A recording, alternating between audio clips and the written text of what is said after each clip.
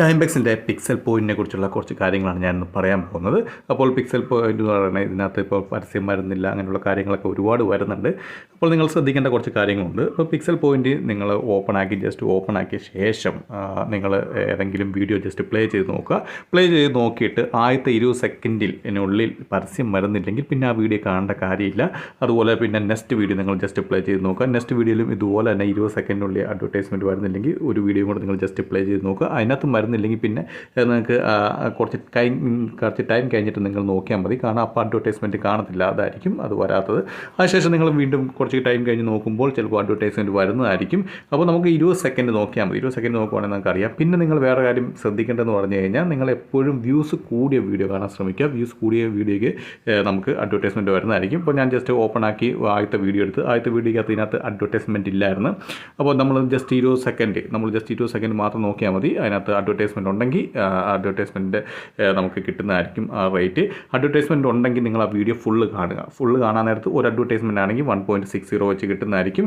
അത് രണ്ടെണ്ണമാണെങ്കിൽ അതിൻ്റെ അനുസരിച്ച് നമുക്ക് എക്സ്ട്രാ ഏണിങ്സ് കിട്ടുന്നതായിരിക്കും. അഡ്വർടൈസ്മെൻറ്റ് ലോങ് വീഡിയോയ്ക്ക് അഡ്വർടൈസ്മെൻറ്റ് കൂടുതലായിരിക്കും. 2-3 അഡ്വർടൈസ്മെൻറ്റ് വരുന്നുണ്ട്.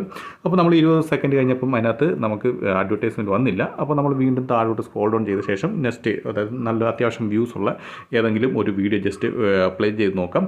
പിന്നെ എല്ലാ ടൈമിലും അഡ്വർടൈസ്മെൻറ്റ് കിട്ടത്തില്ല. അത് ഇപ്പം കറക്റ്റ് ടൈമൊന്നും നമുക്കിപ്പോൾ പറയാൻ പറ്റത്തില്ല.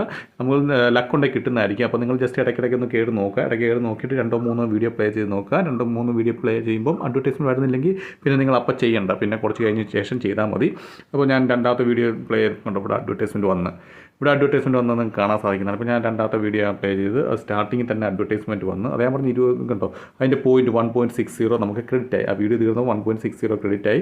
അതിനുശേഷം ഓട്ടോമാറ്റിക്കായിട്ട് നെക്സ്റ്റ് വീഡിയോ വരുന്നതായിരിക്കും. നെക്സ്റ്റ് വീഡിയോ വരുമ്പോൾ ചിലപ്പോൾ ആ നെക്സ്റ്റ് വീഡിയോ കാണത്തില്ല അഡ്വർടൈസ്മെൻറ്റ്. അപ്പോൾ നമ്മൾ വീണ്ടും ഇതുപോലെ പോയി ഏറ്റവും കുറഞ്ഞ ലെന്തുള്ള, അതായത് 1 മിനിറ്റിൻ്റെ വീഡിയോ ഇഷ്ടംപോലെ ഉണ്ട്. അപ്പോൾ 1 മിനിറ്റിൻ്റെയോ അല്ലെങ്കിൽ 2 മിനിറ്റിനുള്ള വീഡിയോ ജസ്റ്റ് നിങ്ങൾ ഓപ്പൺ ആക്കി നോക്കുക. ഇതുപോലെ തന്നെ അഡ്വർടൈസ്മെൻറ്റ് വരുന്ന നോക്കുക. വരുന്നില്ലെങ്കിൽ നിങ്ങൾ ചെയ്യേണ്ട കാര്യമില്ല.